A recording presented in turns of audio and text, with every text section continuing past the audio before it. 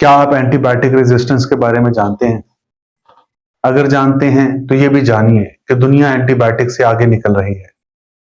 मैं हूं डॉक्टर हसन मुर्तजा और आप देख रहे हैं doctor Hasan Murtaza official. Antibiotics ऐसी मेडिसिन हैं या ऐसी ड्रग्स हैं जो हम खाते हैं या लगाते हैं या हम किसी तरह भी इस्तेमाल करते हैं और वो हमें मुख्तलिफ किस्म के बैक्टीरिया और उनके इन्फेक्शन से बचाती है। इसी तरह एंटी फंगल्स हैं, इसी तरह एंटीवायरल्स हैं। ये तमाम दवाइयां हमें किसी न किसी तरह इन्फेक्शन से या इन्फेस्टेशन से बचाती हैं और इनके गैर मौजूद इस्तेमाल से, इनके नामुनासिब इस्तेमाल से हमें मुख्तलिफ किस्म की रेजिस्टेंस का सामना करना पड़ता है।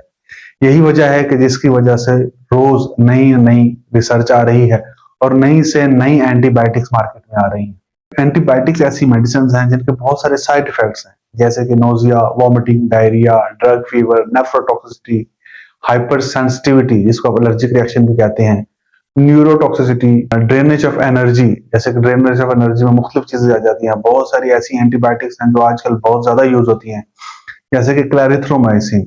वो बहुत सारे एंजाइम्स को ब्लॉक करती है जिसकी वजह से हमें ड्रेनेज फील होते हैं, हमें लो एनर्जी फील होती है। मेटाबॉलिज्म मैल फंक्शन करती है एंटीबायोटिक्स बहुत ज्यादा। तो इसके अलावा एंटीबायोटिक्स हमारे ऑर्गन के फंक्शंस को डिसरप्ट करती हैं। मिसाल के तौर पर एजिथ्रोमाइसिन है, इसकी अगर ओवरडोज ले ली जाए एजिथ्रोमाइसिन की तो ये अरिथमिया कॉज करती है, पाल्पिटेशन कॉज करती है। इसके अलावा बहुत सारी ऐसी एंटीबायोटिक्स हैं जो कि बहुत सारे रिस्क फैक्टर्स की वजह बनती है। मिसाल के तौर पर क्रोनिक इन्फ्लेमेटरी डिजीजेस हो सकती हैं, एंटीबायोटिक रेजिस्टेंस हो सकता है। एंटीबायोटिक रेजिस्टेंस एक बहुत ही अहम फिनोमेना है जो कि हमें एंटीबायोटिक्स के मामले में देखने में मिलता है।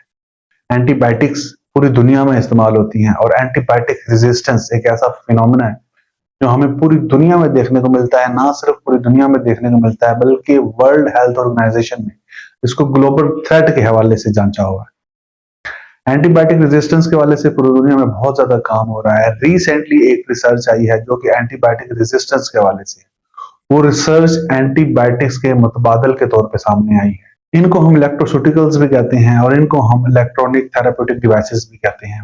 वैसे तो इससे पहले भी बहुत सारे इलेक्ट्रोस्यूटिकल्स या थेराप्यूटिक बायोइलेक्ट्रिक डिवाइसेस इंसानी जिस्म में बहुत सारे डिसऑर्डर्स को सही करने के लिए काम में आ रहे हैं, बहुत सारे डिसऑर्डर्स को सही करने के लिए इस्तेमाल हो रहे हैं, जैसे कि कार्डिक पेस मेकर्स होते हैं, ये इलेक्ट्रोस्यूटिकल्स हैं। इसके अलावा रेटिनल प्रोस्थेसिस होते हैं, नर्व स्टिमुलेटर्स होते हैं, टेलीपैथी डिवाइसेस होते हैं और न्यूरालिंक डिवाइसेस होते हैं।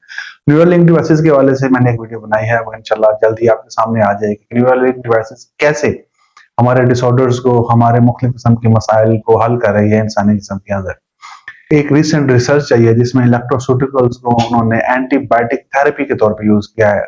बजाय इसके कि आप कोई दवाई खाएं, कोई दवाई केमिकल लगाएं, इस इलेक्ट्रोस्यूटिकल्स में क्या किया है, ये एक पैच की मानिंद होगा इलेक्ट्रोस्यूटिकल और ये पैच आपकी स्किन पे लगा दिया जाएगा। फिलहाल जो इलेक्ट्रोस्यूटिकल्स उन्होंने डेवलप किए हैं, ये इलेक्ट्रोस्यूटिकल हॉस्पिटल एक्वायर्ड अपॉर्चुनिस्टिक बैक्टीरिया के हवाले से इस्तेमाल हुए हैं। होगा ये कि ये इलेक्ट्रोस्यूटिकल्स एक इलेक्ट्रिकल डिवाइस होगा जो आपकी स्किन की पीएच को चेंज करेगा। पीएच को चेंज करेगा ये इलेक्ट्रिकल सिग्नल के जरिए। और क्योंकि बैक्टीरिया की अफजाइश, ग्रोथ बहुत ज्यादा पीएच सेंसिटिव होती है, अगर इसकी साइट ऑफ प्रोडक्शन पे जहां पे प्रोड्यूस हो रहे हैं, रिप्रोड्यूस कर रहे हैं, वहां पे अगर पीएच चेंज कर दी जाए तो ये बैक्टीरिया वहां पे सरवाइव नहीं कर सकते और बाज़ औक़ात तो प्रेसिपिटेट भी हो जाते हैं और प्रेसिपिटेशन की वजह से इनकी ग्रोथ रुक भी जाती है और ये डिस्ट्रॉय भी हो जाते हैं। यही वजह है कि इन्होंने इलेक्ट्रोस्यूटिकल्स इस्तेमाल किए हैं। ये इलेक्ट्रोस्यूटिकल्स इस स्किन की पीएच चेंज करेंगे और जब स्किन की पीएच चेंज हो जाएगी तो ये बैक्टीरिया और इस किस्म के दूसरे जो माइक्रोब्स हैं उनकी ग्रोथ को इनहिबिट भी कर सकती है। मोस्ट प्रोबेबली है कि ना सिर्फ उनकी ग्रोथ इनहिबिट हो जाएगी बल्कि ये बैक्टीरिया प्रेसिपिटेट होकर खत्म भी हो जाएंगे। लेकिन इसके साथ एक और सवाल भी पैदा होता है। वो सवाल ये पैदा होता है कि इन इलेक्ट्रोस्यूटिकल्स के पीएच चेंज करने की वजह से क्या बेनिफिशियल बैक्टीरिया भी इफेक्ट होंगे? तो जवाब ये है कि ये बेनिफिशियल बैक्टीरिया ही होते हैं जो अपॉर्चुनिटी देख के अपॉर्चुनिस्टिक बैक्टीरिया में कन्वर्ट हो जाते हैं और हमारे जिस्म को और हमारी फर्स्ट लाइन ऑफ डिफेंस को नुकसान पहुंचाते हैं। ये इलेक्ट्रॉनिक डिवाइस उन्हीं अपॉर्चुनिस्टिक बैक्टीरिया को काउंटर करने के लिए डेवलप की गई है। ये तो शुरुआत है, अभी आगे आगे देखिए होता है कैसे हम एंटीबैक्टीरियल रेजिस्टेंस या एंटीबायोटिक रेजिस्टेंस पे काबू पाएंगे। उम्मीद है ये वीडियो आपके लिए मुफीद रही होगी। लाइक करें, सब्सक्राइब करें। बहुत शुक्रिया।